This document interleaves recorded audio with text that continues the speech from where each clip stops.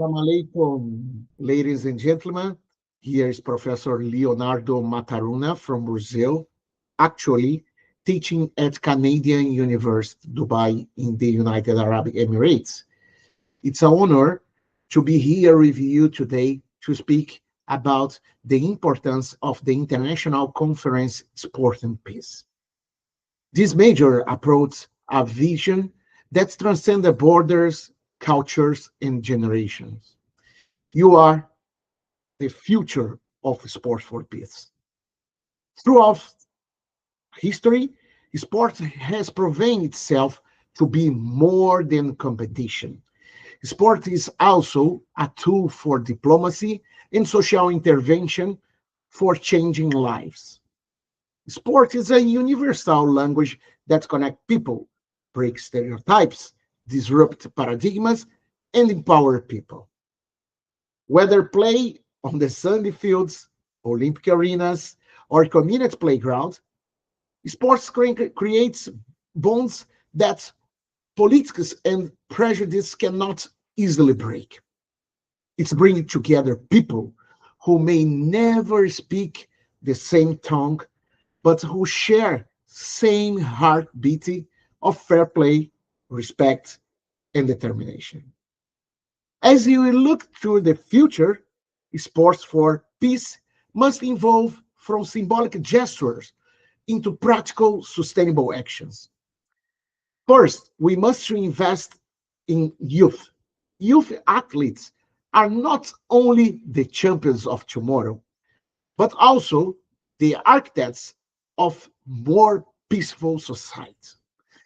Programs that use sports to teach values of teamwork, inclusion, tolerance, and resilience can prevent conflicts before it's begun, and also can promote health and well-being.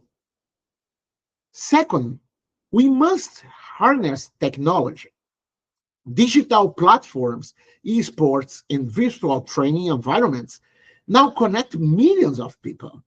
Imagine using these tools not just for entertainment, but for fostering dialogues between communities in conflict zones or for offering equal opportunities for girls and boys in places where access to sport is still unequal.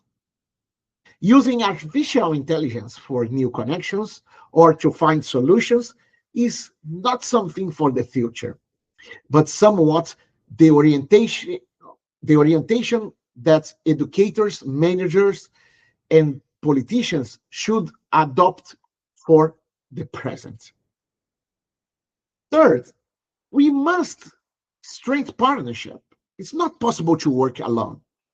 Governments, schools, community centers, sports organizations, and private sectors need to collaborate, ensuring that sport is not just a privilege for the few, but a right for all. This requires safe facilities, training codes, and policies that protect inclusion and diversity. There are several challenges for promoting sport for peace. I'm going to enumerate some of them, like inequality of access. There are many communities, especially in conflict zones or developing countries, that present lack of safe facilities, lack of equipment, and not trained coaches. Also, we can find some gender inequality that remain a barrier. Sometimes girls and women in many regions are excluded from participation. A second aspect is commercialization. The dominance of profit-driven models in sports can overshadow its social role. Other scandals, like the dark side of sports, such as corruption, doping, match sometimes damage the credibility and make it hard for sports to be seen as a fair and peaceful tool. Cultural and social barriers is other aspect. In some societies, social norms or discriminations, excluding minorities, refugees, or people with disabilities, are a such kind of barrier to promote peace.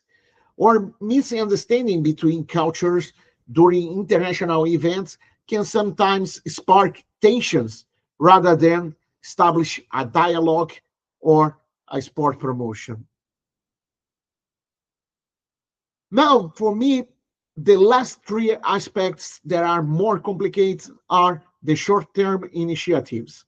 Many sport for peace projects are symbolic or temporary, without long-term investment, and their impact fades once events ends.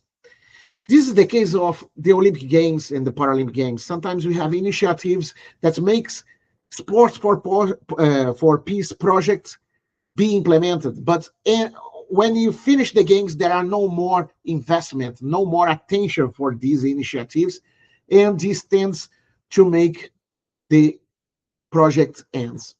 Also, in some countries, we have elections every 40 or 5 years. The governors, when they assume, they put new projects in place. However, if they are not re-elected, if comes another parties, they stop the initiatives that have been started before. This is a disruptor for promoting peace. Digital division is also another topic. In the same time that you have technology and esports offering new possibilities, you have unequal access to internet and device that can exclude some communities, especially in rural areas or low-income areas. The conflict environments is other aspect that's also blocked and challenged sport for peace. In regions of active war or political instability are present, it's extremely hard to provide safe sporting opportunities.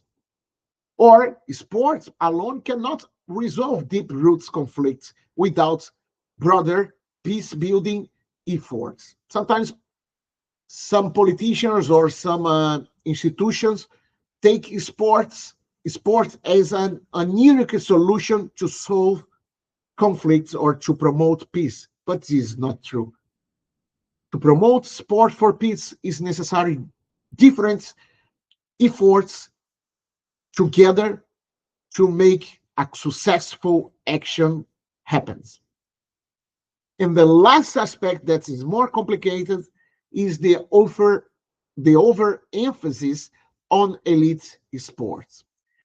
The global attention often focuses on the Olympic Games or professional athletes and professional leagues.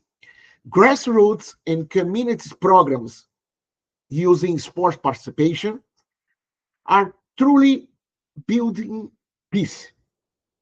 But however, they suffer a problem to receiving less funding and recognition, and these become extremely strong barrier.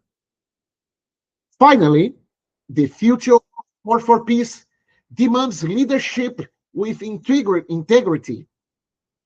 Athletes are powerful role models, and they must be used in this process. When they stand against discrimination, when they advocate for equality, their voices inspire millions of people. But their example must be matched by accountable institutions that uphold ethics, transparency, and fairness. The road ahead is not simple, but if we commit, sports can remain one of humanitarian strongest bridge. It can heal communities divided by conflicts and wars, offer hope to refugees and displaced families, and remind us all that beyond nationality, religion, or language. We cannot forget we are only one team, the human race. In the future of Sport for Peace, victories will not only measure will be measured by medals, but by friendship building and the barrier broken that we can find finally lives transformed. We are stronger together for a better life, for a better world, for a better future. Let's go together to promote sport for peace. Thank you very much.